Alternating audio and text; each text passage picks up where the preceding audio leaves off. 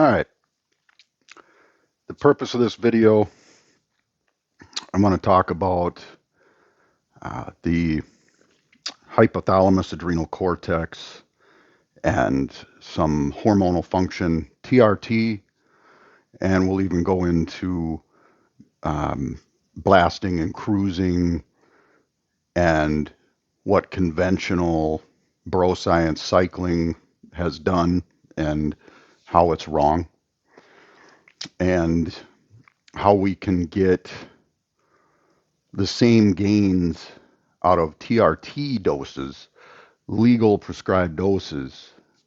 Um, they can go up to, say, 400 milligrams and get the results that guys get out of 1,000, 1,500 milligrams. With that, we're going to have a lower rise in the SHBG and estrogen. We're going to have a less of a rebound. Our recovery time is shorter. The hypothalamus is healthier. The adrenal cortex is healthier. And we don't have this stagnating results with higher and higher doses and then absolutely horrible crashes and then guys freaking out and jumping back on and thinking 400 or 500 milligrams a week is what they got to be on for TRT. I'll talk about some of my own what I had done back in the day, just trying to figure things out. It's a long story with, you know, getting on some forums and a bunch of basically juice monkeys trying to talk about these cycles they're running and cutters and bulkers, and it's all wrong. It's all every bit of it. And the fact that when you understand all these things, this is why clear back in, I'm going to say 20 years ago, I just was always so confused on the whole micro tearing building muscle thing, and nobody understood what the anabolics were doing. Nobody and it didn't. So, and we've proven that micro tearing has absolutely nothing whatsoever to do with muscular hypertrophy. It's all a hormonal response and the activation of androgen receptors through your training, creation of IGF-1 within cells, things like that. The lowering of myostatin, and that was one of the things I was studying follistatin, myostatin, and adeno-associated viruses back in like 2008, I want to say. And if anybody's ever seen the cattle that genetically had the myostatin gene removed and their muscles just grow, and I'm like, well, there's no micro tearing going on there. They're just grazing on some grass. And obviously, hooved animals have the ability to digest and process grass because of a special stomach, but still, point made, they're not really doing anything other than just being there, you know. And boys going through puberty, and they have these very high rises in testosterone at times, sometimes 10 times that of an adult male and that's what forces the male characteristics, but yet they become more muscular. Well, you know, and how does diet play into all this and it's very odd that with as deep as a lot of guys dug that they really didn't understand it. Um, a lot of people discredit Emmerich Dulcig, and they shouldn't, because Emmerich's got a really good grasp on this. And another person that's really, really helped me a lot is Dr. John Jagwish. So I have to give credit to those two, and um, some credit to my late buddy Phil Hernan. So these are people that thought like me and helped me further understand. Um, Emmerich Emmerich's understood this stuff for a long time, and that's why Emmerich was the size he was at 50 years old on their Masters Olympia stage on like 280 milligrams of testosterone. and played right now, he could get it done on a couple 100 milligrams of testosterone. And a point to make there is, I randomly come across things. I really hate all the, the clickbait videos and stuff, but once in a while you can't help but get sucked into one. And there was a younger guy trying to give his followers some advice, and I just about threw up because he's standing there like, everybody's got different results, but I like to keep my testosterone. The guy's 24 years old. I like to keep my testosterone levels around 2400. No, like what? Yeah, you know what I mean? That's where I feel best. This is this advice is like, why are you even talking? And the, like, I think later in life when they figure out what they're doing, and all the people that followed them, the problems that they would have caused in the future, um, that shouldn't be doing that, you know. And there's even a very popular podcast host amongst men that um, has little man syndrome and a really weak yet inflated ego that got on testosterone and then started running around bragging every guy should be on testosterone replacement therapy. I don't know if it's a way to make himself feel better about being on it, if there was some kind of guilt or something, but then going out and attacking anybody that is more muscular than him and saying, oh, you got to be, I'm just on TRT and I look like this and you look like that, so you got to be on a ton of stuff. He doesn't know shit. And we can achieve some Olympia stage physiques with these moderate doses, and it's using it intelligently. Okay. So it makes somebody feel better about themselves. Like, first of all, the guy knows jack all about really honestly training. I guarantee that. Secondly, I'll bet his TRT protocol is subpar. I almost bet on a 75% level, we could look at it and be like, you're actually even taking too much and not getting enough out of it. So there was another guy, jealous. It's jealousy. Um, there was a guy that I think his name is like Eric Junkin. He's a very popular online coach. And he was talking about how in the off season he worked his way up to 400 milligrams. And another guy was like, I'm on 200 milligrams and I don't look like that. So like he's lying, blah, blah, blah. No, he's probably telling the truth. The guy looks really healthy to me. And this other guy is just an idiot. And basically, their manhood shrivels up by the sight of these guys, and they instantly just, pew, pew, pew, pew, pew. I'm calling you out. I'm on 200 milligrams. You got to be on 1,000. No, for like genetics training, years involved, nutrition, um, like how deep we can go with the science of training and nutrition, and then understanding these doses, we can build some amazing physiques with legal prescribed doses.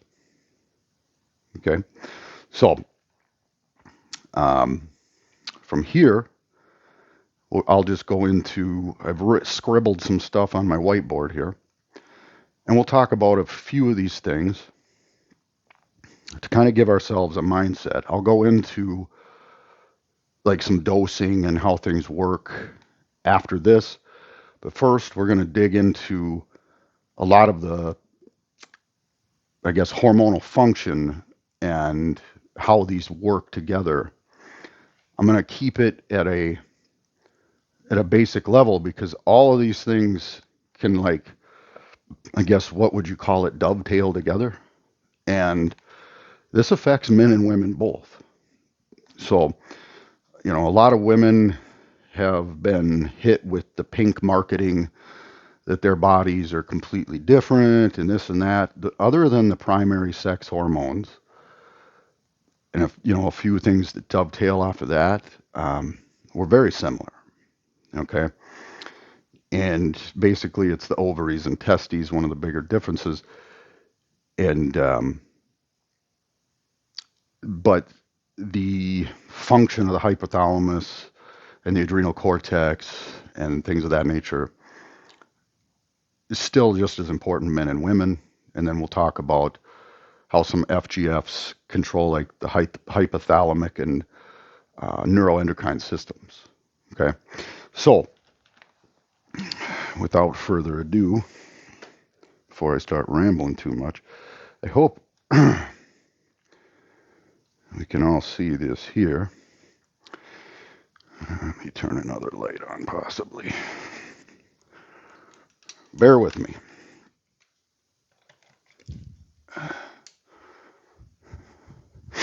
Kind of winging this as we go here. So, all right. And my Sharpie. Okay. So, most everybody's familiar with the term testosterone, estrogen, thyroid hormone, insulin. SHBG, that's one that sometimes I'll say it and people go cross-eyed. Sex hormone binding globin, okay? This is what is released to bind to sex hormones and render them useless when things are out of range. And testosterone has an effect on this, can bring it up or down. Insulin brings it down. Thyroid hormone, if it's out of range, up, brings SHBG up. Estrogen will bring SHBG up. This is dependent on whether we're a man or woman. Okay? So, on the TRT aspect, testosterone prominently can drive that down, but when it gets completely out of range, our body will start producing more. Okay? Estrogen directly drives that up, and when testosterone's out of range, our estrogen production goes up, and then the SHBG also goes up more. All right? Thyroid hormone, that's in or out. Okay? And then I just brought up insulin for the fact that insulin is very powerful at driving SHBG down. It's one of the most anabolic hormones in the human body. So the adrenal cortex is directly affected by hypothalamus function. Hypothalamus is at the root of the brain, okay? Or it's deep down in the brain. And this has to do with a lot of pituitary gland output and luteinizing hormone. It's not, but some other things, but not limited to blood pressure,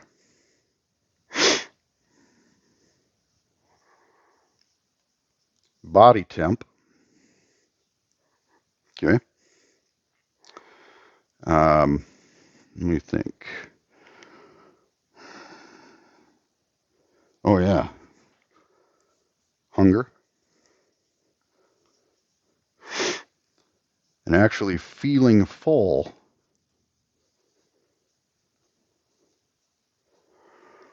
Believe it or not. Adrenal cortex. This has to do with some estrogen production and androgen production.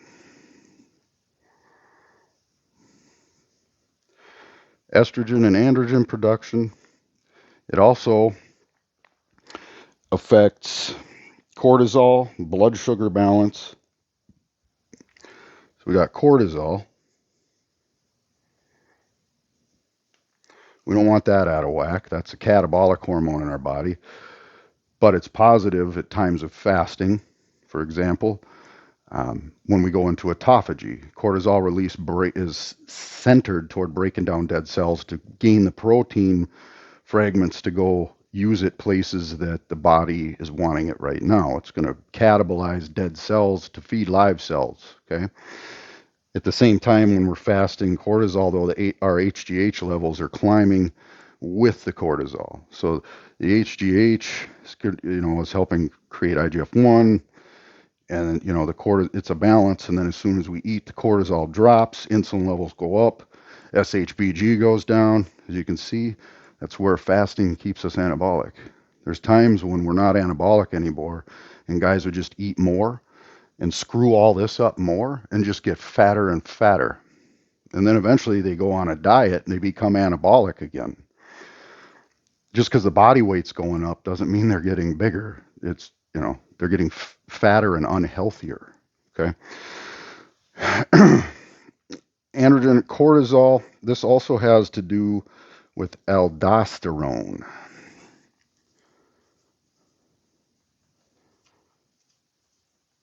I gotta get a different stand. This fucker's too wobbly. Aldosterone. So aldosterone, most people don't understand aldosterone, but it's what controls sodium potassium levels in the body. So when our adrenal cortex, our hypothalamus, a lot of people that I see have issues with this. I see a lot of women especially really struggle with this because like living too sedentary of a lifestyle, not doing resistance training, for example, and eating way too many processed carbohydrates. All right. And that all contributes to the sedentary life, lack of resistance training, lack of fasting, too much carbohydrate consumption, especially processed stuff. Shuts down the hypothalamus. The adrenal cortex goes to shit, and your minerals get all thrown off. Your hormones get all thrown off. Your thyroid goes down. Thyroid also has a direct effect on dopamine. Even the same protein, tyrosine, converts to thyroid hormone or dopamine. These two pull back and forth on each other. And if your diet's subpar and you're spiking dopamine through eating carbohydrate and having a carbohydrate addiction, for example, everybody that eats carbohydrates on a regular basis, believe it or not, has carb addiction. It's just like using nicotine, or no different than being in love with somebody and not seeing them. You have withdrawals. But then that directly will affect the thyroid hormone output, and you're not even adequately getting the nutrition needed to build your own dopamine levels up. So you're tapping them out. So the food will make you feel a little better, but then there's a horrible crash, and then the weight gain, everything else is shut down. It's a spiral. It just goes right down to nothing. Pretty soon, your entire endocrine system is shit. And it can be completely reversed. You just have to change your way of life completely. Okay? And we have ways of supplementing with some FGFs, because that helps the the hypothalamic function and the adrenal cortex, and some neurological issues, okay, which is all related. It all dovetails together. This stuff is so intertwined, and it's far more complex than I'm even laying it out here, but I'm just trying to give everybody kind of a base so we understand testosterone, estrogen, thyroid hormone, insulin, SHBG, or hypothalamus. Hypothalamus functions. This is, this is not, this is just a little bit. And this is just a little bit. All of these have multiple effects. Now, with women, most of their androgen production is from the adrenal cortex, but the hypothalamus has to be good there too. And don't think, oh, androgens. Healthy women should have a small amount of androgen production. And when they're training, if the hypothalamus and adrenal cortex are healthy, the androgens they produce through the adrenal glands is what attaches to the androgen receptors in the muscle and helps them build. Okay, that's where they get the primary amount of their androgens. Where men, it's just a small amount. Their testes produce most of it. Okay, so this is, why it takes sometimes, when people have really destroyed their body through diet and lack of training, to turn things around. And when we, for example, maybe even eat better for 3 days or so, but that's the point. Day three is when people Well, they can't take it anymore, and they'll just eat some carbohydrates or have a drink of alcohol or something. And then that little dopamine boost, the body's like, yeah, I like being lazy. And I have found homeostasis from the last 20 years of you eating shit and drinking. And I'm going to try to make you have cravings to go get that for me because this is what I know to navigate to live every day. It wants to fight because it would have to find a new way of homeostasis. This is where we have to understand in our head what our body's trying to make us do and be like, you'll be fine. You'll be just fine. I'm going to go for a walk. I ain't eating that shit. Okay? So,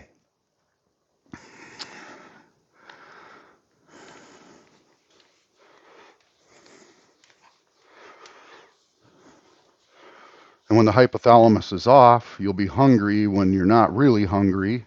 You never feel full properly. You'll actually be full, especially when we have carb addictions and things like that. And then what I do see a lot is because a lot of these processed foods have an effect on the adrenal glands, younger women, before everything really goes downhill, I watch them, since that's their androgen production, the adrenal glands get overstimulated for a while, and they'll even store fat in their bellies, and instead of the hip weight, and you can see that where women they'll have like the skinny legs and hips, but then a belly, you know, and a lot of that a lot of women you see like that eat a lot of processed carbohydrates or drink alcohol. Okay, that's part of it, and if they're not training, that's when those hormones will start to screw you up because that's not what those were meant to be. Those were meant to be released through physical activity. The body's calling for it, and the androgen receptors are activated. They're going to attach to it and then cause a metabolic function and grow muscle. And growing muscle tissue is literally the highest metabolic function there is. That's why, I tell guys sprinting on a treadmill for a little bit, maybe get your heart rate up. There's other ways to do that. You're actually just beating your body down and producing cortisol. So, okay. So, we'll talk a little bit here. Let's throw it out. We'll talk TRT first. Okay, TRT. And I've seen a mess of this. And over the years, if some of my friends want to chime in and talk about it, I have helped dozens of my friends try to iron their TRT out over the years because the shit I've seen doctors prescribe, I was like, what? And I have one in particular took my advice, brought it to his doctor. His doctor researched it, came back, said, I don't know who this monkey is, but he's right. So we have the total test score.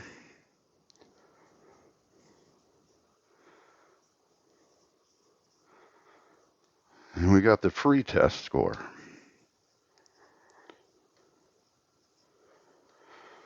And these are measured in nanograms per deciliter.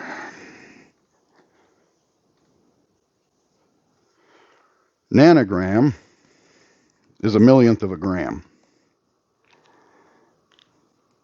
Or a billionth of a gram, sorry. Billionth. It would be a millionth of a milligram. Yes, a thousandth of a microgram. Nanogram. Okay.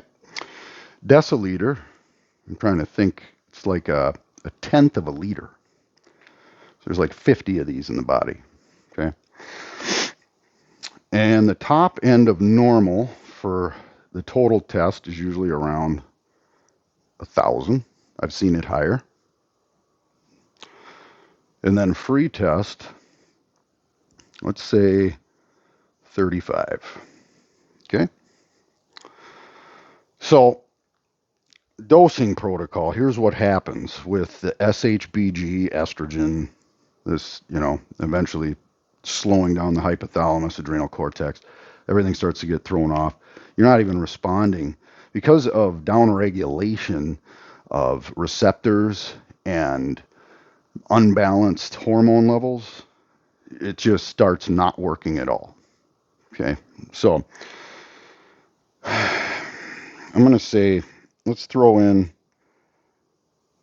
Monday, Tuesday, Wednesday, Thursday, Friday, Saturday, Sunday. So let's discuss what I've seen, what most people do, and I've seen it a ton in TRT, where I kind of wanted to throw up. I've seen 200 milligrams once every 2 weeks. That makes no sense, but a friend of mine was prescribed that, and we had to fix that. You know, they can use even less and get more. So, and I've even seen guys that were doctors themselves prescribe 400 milligrams once a week. What? Yeah. So let's use that as an example. Let's say I go, okay, once a week, 300 milligrams once a week. And you wouldn't believe the guys that think that their TRT is 500 milligrams once a week. It's a shitload of them. Okay. Right here, if we take 300 milligrams just once, 12 hours later, say it's testosterone and intake, 10 to 12 hours later, you're going to have a peak. Everybody thinks about this day's half-life. No. The peak is in that day that you take the dose, and within 5 days, it's completely gone. Okay? Or rendered useless, what's left. So Monday, this level goes, and then like that. Okay?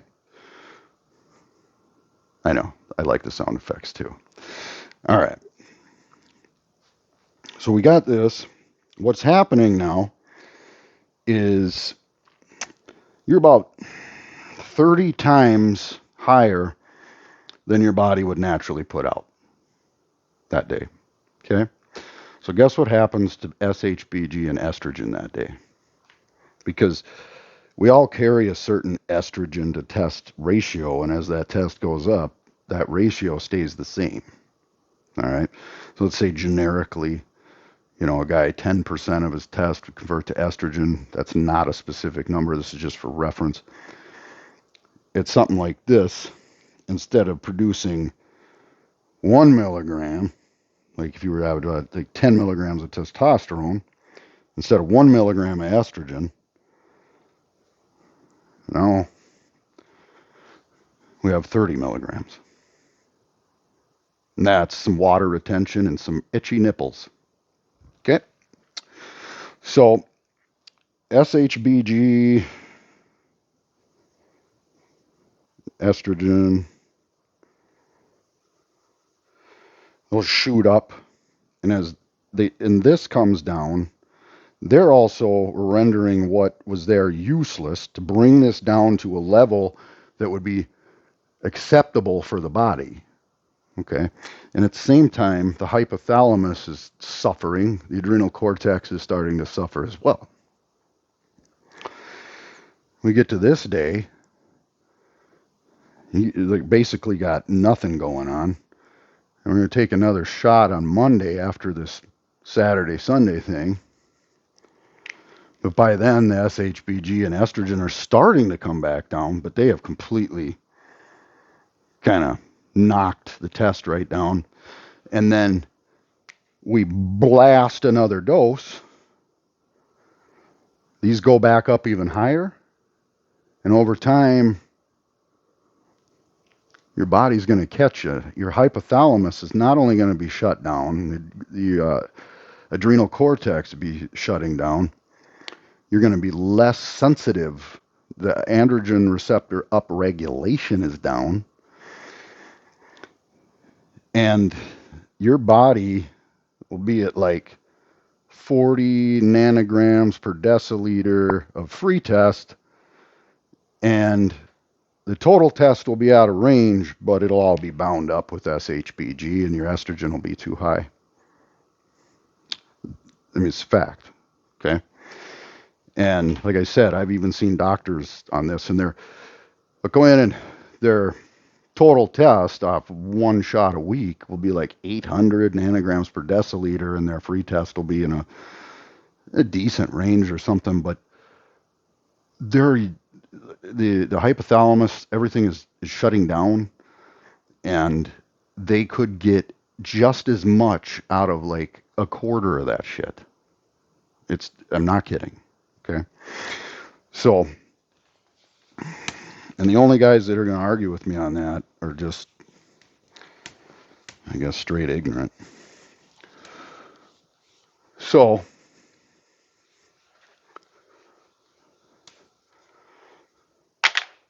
I'll say a little bit about my experience. When I was younger, I competed drug-free till I was 25 years old, and then was going to start to dabble in some anabolics. And I remember there was a guy named Jeff Summers. He had this anabolics.com for $49 a year. They had suppliers, and then a forum where all guys were talking about what they're taking or whatever. And back then, the forums didn't have pictures or sub-forums or anything like that. It was just guys talking, and they're just blurting out these ridiculous, stupid cycles and thinking that there's some magic concoction between mixing equipoise with this or whatever, and the cutting and bulking, and thinking that some cut, some bulk. And in a generic sense, they all do the same thing. They raise your lower cortisol, raise your protein synthesis, nitrogen retention, things like that. They all do it, a little bit of a varying degree, but they all do the same thing. Bulking or cutting. I mean, I don't even like to use the word bulking because that's completely not anabolic. And the only reason guys got away with it is the amount of drugs they were pumping in their body. Otherwise, they would just be a metabolic nightmare and be a fat tub of shit. And most of them do get fat. And if they didn't have all these hormones from every other direction, the muscle wouldn't even be growing at all. And it's even subpar on all those because you're not healthy. You're sick, you know. So we'll go into some of that later, but there was a time that I went up to, and this is going for those guys that think, you know, taking this much is going to make you like that or whatever. Shut up, because your body catches you. So, for example, I hired a coach. He had me on 800 milligrams of test sip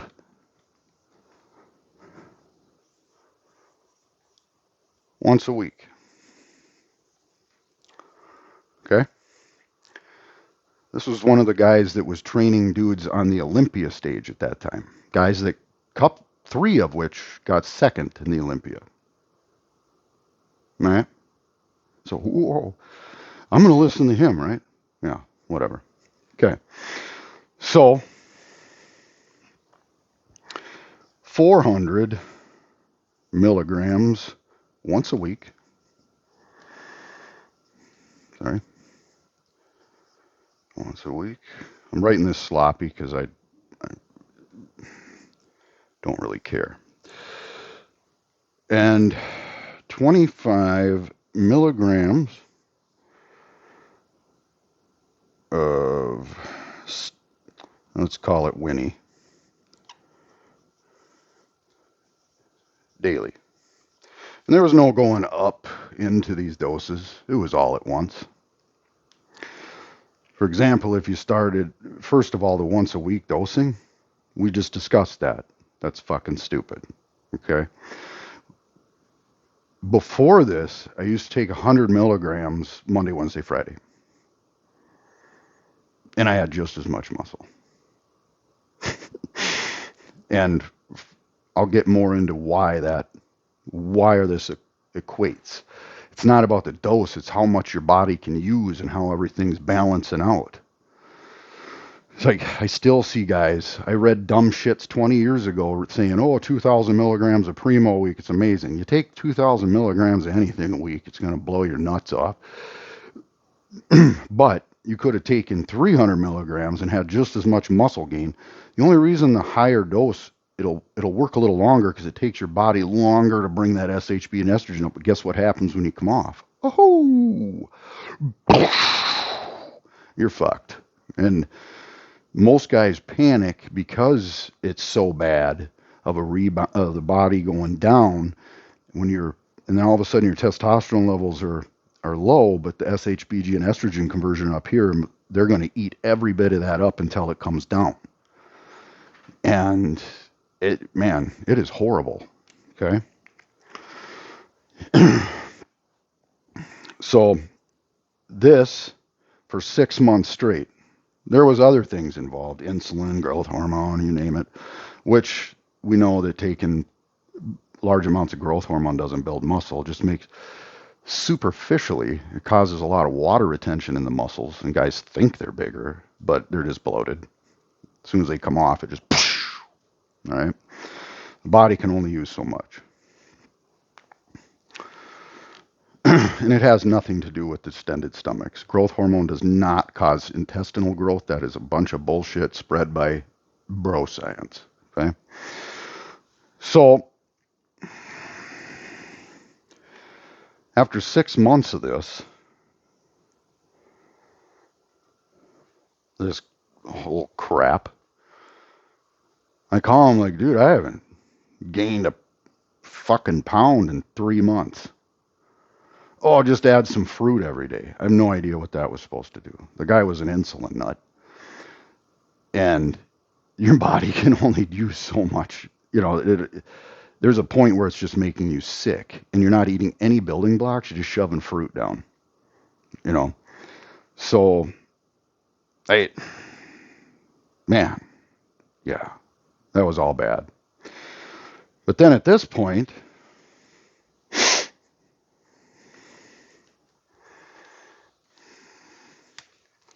we're going to go into a contest prep.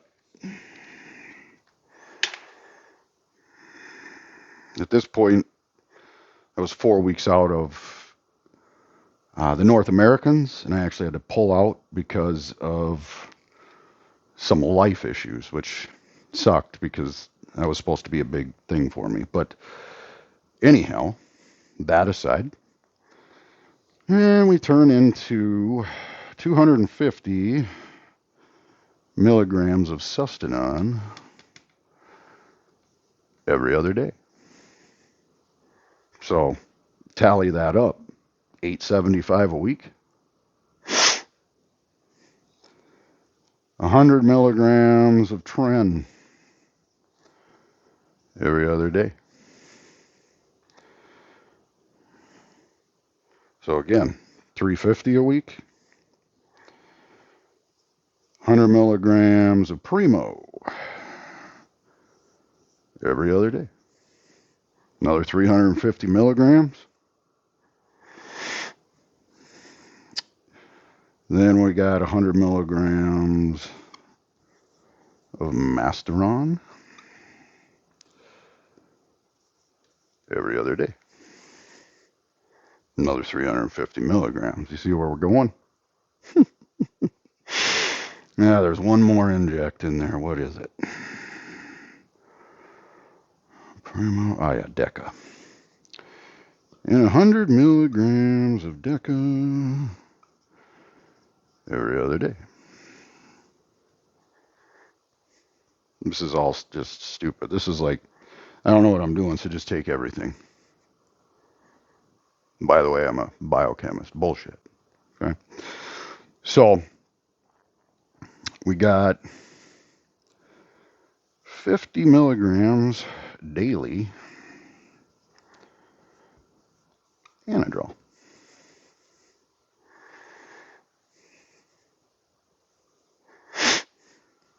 Which comes out to 350 a week. 40 milligrams daily, Anavar.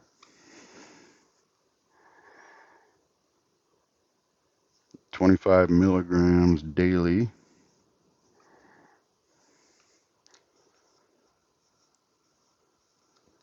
of Winnie.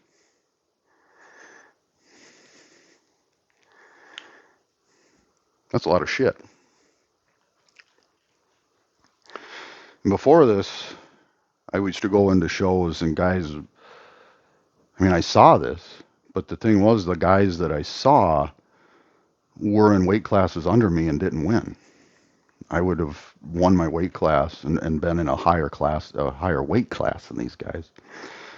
And I remember, we'd all talk backstage. Mike, what did you run this year? I go, well, most of the year I ran 100 milligrams a test Monday, Wednesday, Friday. And then for this competition, I went up to 600 milligrams a test, 200 milligrams Monday, Wednesday, Friday. And eventually 100 milligrams a tren Monday, Wednesday, Friday. And then I threw in 25 milligrams of Winnie a day for 4 weeks. Okay. And these guys go, holy shit, I'm on 600 milligrams tren, 1,500 to 2,000 milligrams a test, and they would be like a light heavyweight, and they didn't even win their class, unbalanced, too smooth, things like that. And it's still, everybody's thinking it's this dosage thing, and like, oh, I got this big on this dose, and I got to go more. The thing is, a lot of these guys never came off.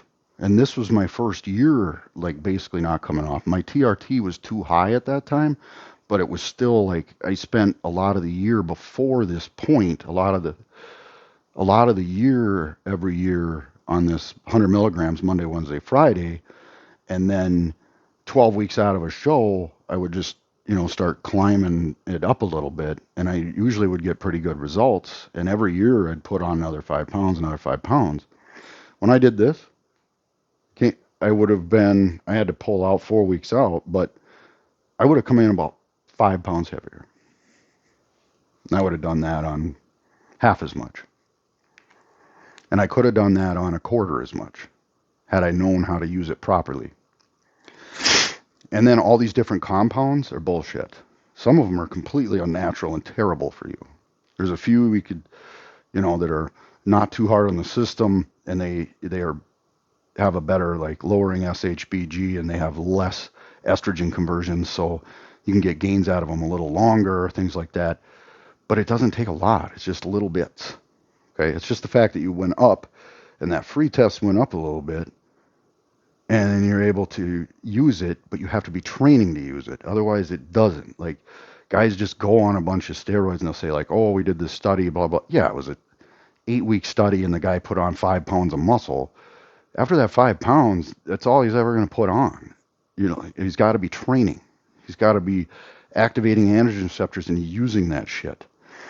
Otherwise, just from a little bit of protein synthesis and the cortisol reduction, they work as a wasting disease prevention.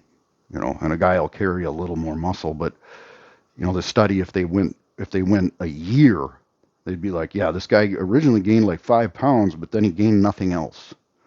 So they see things like that, and they're like, oh yeah, you can just grow just as much or whatever. That's not true.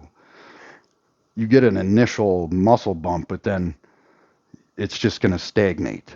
Okay, the guys training get gains whether they're on it or not, and that's where the training comes in more important. If you're on it, the more you're taking, the more important the training becomes in order to use it. And there's this mindset of these idiots, like that podcast host I'm telling you about, where they think just taking these amounts is what's going to make you grow, and that's why you look better than me. No, not at all. Okay? What happened, I was on stuff way too long. My body was fighting me. That off season, man, the food I was eating, the shit that it was going on, I don't even want to talk about it. I'll talk about it another time. But then, switching to this, you see a little bit right away, but then because you're doing this all at once. Like I said, that SHBG, everything just, and your hypothalamus is already screwed up. Your androgen receptors are downregulated. And if anybody, most people don't understand this. Some people just look like deer in headlights. There's a receptor. You got to think of one of those little, remember those balls you could put the square thing and the round thing and the star. There's receptors in our body that attach to like hormones and things that hormone can only fit in, and it causes a chain of events. Just like when our insulin receptors are downregulated, we're not as sensitive to insulin. When our androgen receptors are downregulated, we're not as sensitive to the androgens. And on top of that, then we have this whole thing going on where, these counteractive hormones are, throwing everything off. And you're really, you can eventually be on like 3,000 milligrams and be the same size you would have been on 400 milligrams of testosterone. And that's a fact. I just recently tried to help a friend that dealt with some of the same, being too acidic, stomach issues, all kinds of endocrine function things, like to try to help him out with some FGFs and proper dosing of TRT. And he said, fuck, that's not going to do anything. And like, why are you an authority on that? Because you've taken, and I know for a fact, he's taken one dose, like he's one of those guys like, oh, I don't want to take all these shots or something. You're taking little tiny amounts with an insulin syringe you don't even feel, opposed to this giant bolus dose in your ass once a week. And that's the way they've done it for 20, 30 years. And they think that for some reason that makes them know everything. And it doesn't. We don't ever know everything. We can always dig deeper into this shit. But it's very defeating when you try to help people with this stuff and they just basically tell you you're an idiot. And you just watch them failing. But, I've been there and done that, and I'm trying to help people. If they don't, like, and I've said it before, if they don't want to listen, whatever. There's, even if I only get across to 10% of them, that's what I need. That's all I got to focus on is the guys that are going to actually listen. And I don't understand how the extreme I've gone to and come back and figured things out, and like I'm a living testament to this stuff, but yet guys are so internally like just worried about themselves and losing their gains that they can't even take an 8-week period to focus on their health, in which they will actually get better gains and not kill themselves. That's where there's no logic in that to me. That's where it's like, guys like hang up on some of that stuff as if their entire manhood's hanging on it. I don't get it. So that's why I say there's a different mindset for bodybuilding. Bodybuilding, we have to be healthy. If we're not healthy, how the hell are we going to grow? That's just like when I tell guys about FGFs and they're like, yeah, but does it build muscle? Well, nothing except resistance training builds muscle.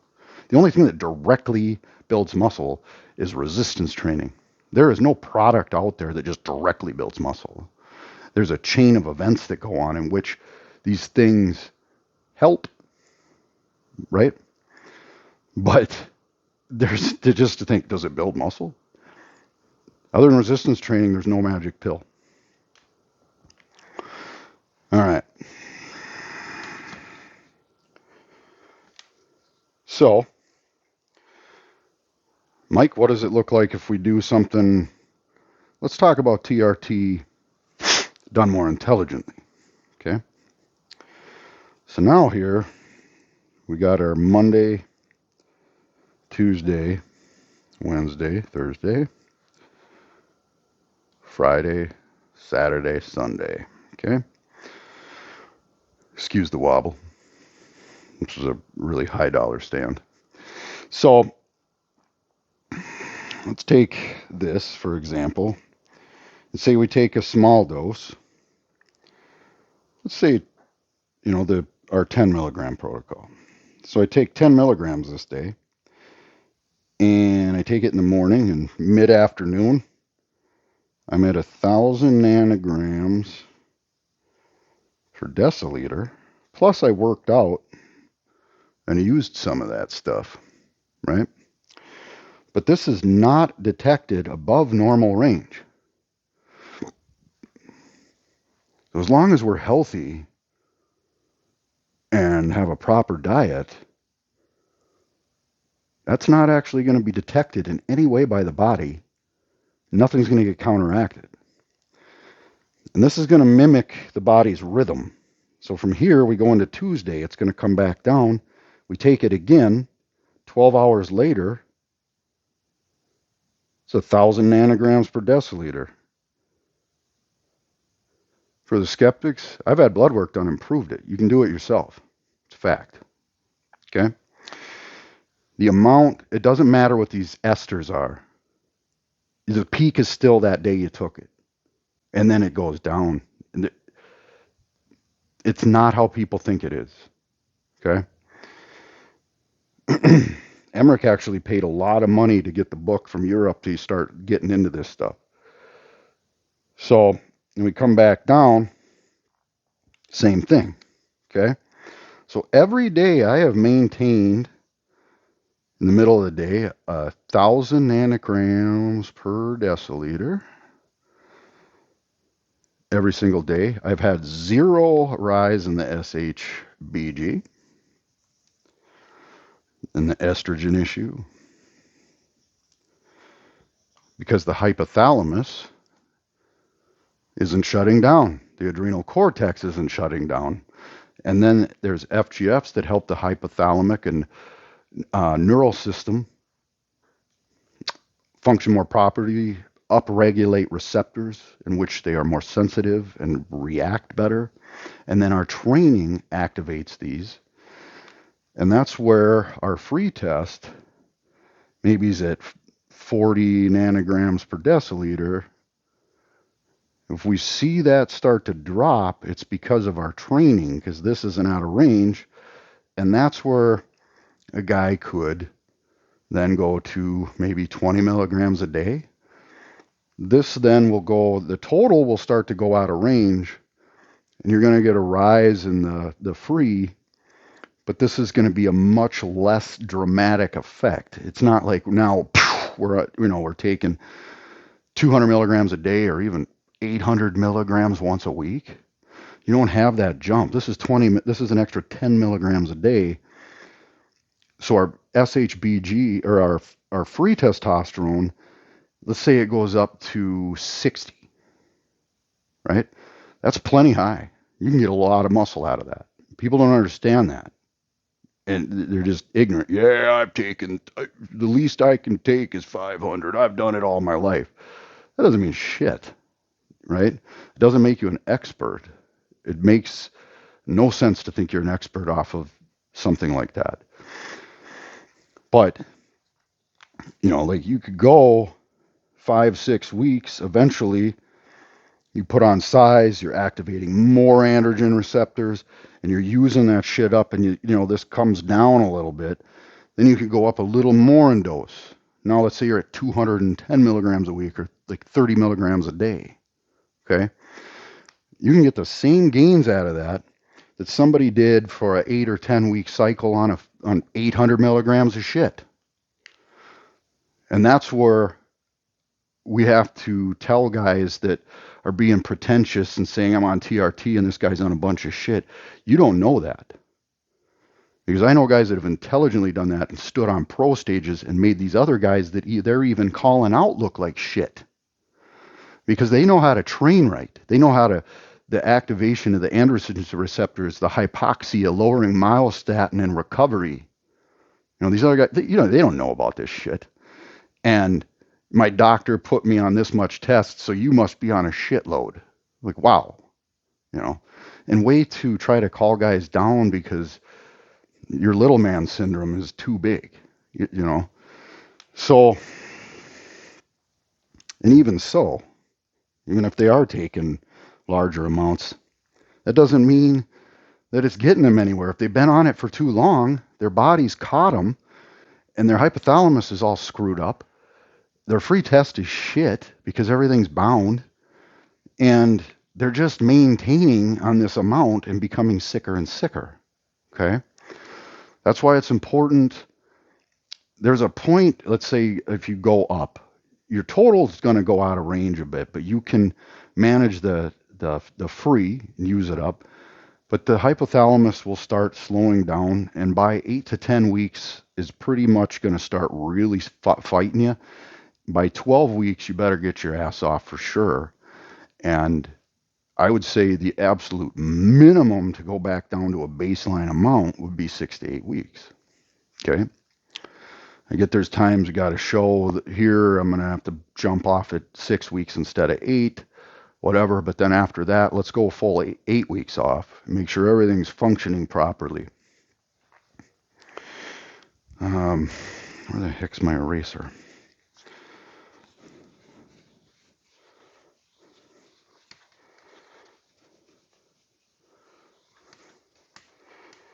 I mean, I know guys that won't buy testosterone underneath 300 milligrams per milliliter because their minimal dose of test that they go on after they come down, coming off to them is like a gram, 500 milligrams, 1,000 milligrams, because they were on 3,000 milligrams of shit.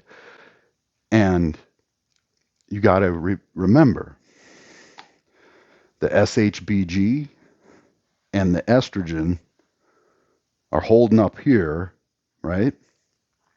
They're just this bloated mess. And then they come down, and because these are still elevated, this lower dose, you're binding and converting all of that to like either bound or estrogen, all of it. And there's this huge crash, like horrible crash. And then it's going to take how long for shit to start functioning again because of how bad you're shut down? It's going to take a while, right? The guys can't handle that. So they jump on a minimum 600 milligrams a week or a minimum 500 milligrams. I've seen guys that say being off to them is a gram a week. And your body adjusts to that gram a week and just holds your size. You're getting the same amount you would have been out of TRT because of the SHBG and estrogen and the horseshit dosing protocol. I've talked about, the FGFs, how they help with this as well. But then they go back on, and that's why like they go from 1,000 to 2,000, and they might put on, superficially, a lot of guys think bloat is muscle. They really do. They're walking around all bloated and weighing a lot, eating shit carbs and too much sodium and estrogen, and underneath they put on 4 pounds of muscle, but they gain 20 pounds, and they think that that's what's necessary to do so, and that's not the way it is. It has nothing to do with calories. It has to do with building blocks. And then you should never be in an actual caloric deficit putting on muscle. That's why counting calories is not a thing. That's all made up. I'm so tired of hearing deficit, I could puke. You need to be in excess of building blocks in order to build that muscle. Your body will just start burning fat at the metabolic function of building the muscle. That's how it works. That's how guys stay lean year round. Just put on a couple pounds here and there.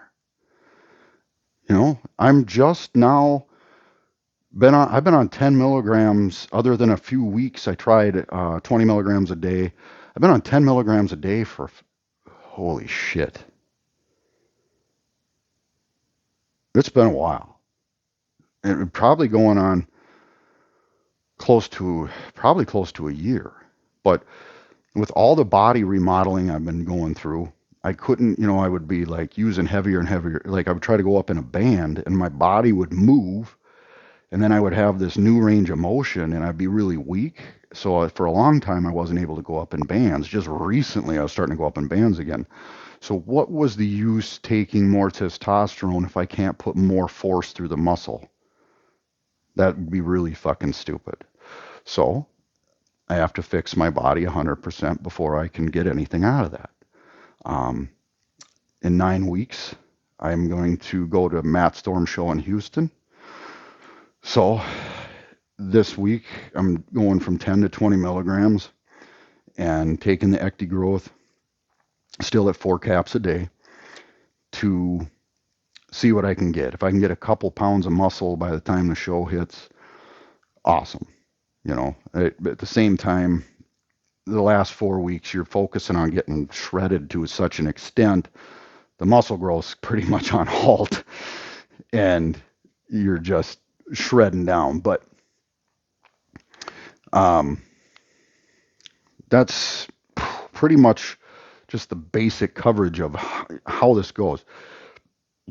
People are welcome to, ask me questions, things like that. If you're not my client, no, I'm not going to design a fucking cycle for you. That's something that only my clients get. Okay. But I'm, obviously if I confuse somebody about what does what or anything like that, um, like the hypothalamus, the adrenal cortex, even, a lot of people don't understand aldosterone and the sodium potassium. You know, aldosterone, first of all, if our adrenal cortex is screwed up, our sodium potassium levels are going to be out of balance. And then people eat so much processed shit with sodium nitrates like beef jerky and things like that, that their aldosterone levels are completely out of whack, and it drives their sodium down. It can even cause heart problems, and they'll get like water retention in their extremities and things like that. And it's because of the ridiculous amount of processed salts and shit that they're eating. And then people will even start to guzzle water to try to flush the system or something. But at the same time, they're flushing the potassium that's already too low. And then, trying to bring that up, things like that. This is stuff that people just know nothing about. And going into like a modeling shoot or even a show prep and drying out for a show, this is stuff that matters. So you got to know how to play that and not hurt yourself. And then even in everyday life, it is really important to have an electrolyte function properly so we don't get cramping, heart failure even. I mean, I've seen it where guys will have a mild heart attack because their sodium is so ridiculously high. Then they're pounding gallons of water a day and they're whatever. Their potassium ends up getting so low from the aldosterone trying to counteract that sodium and then flushing all their system. Yeah, their potassium just goes to shit. And some like, oh, I just don't get it why this is. Well, that's why it is. It's not that you're genetically messed up. Your lifestyle shit. So, in a nutshell, that's a description. I hope everybody gets a grasp on that. So, for those that were interested in this, here it is. And I thank you for spending time watching. But it's Sunday afternoon. I'm gonna go relax because it's gonna be a long week. All right. Thanks everybody. I'm Waz. Good night.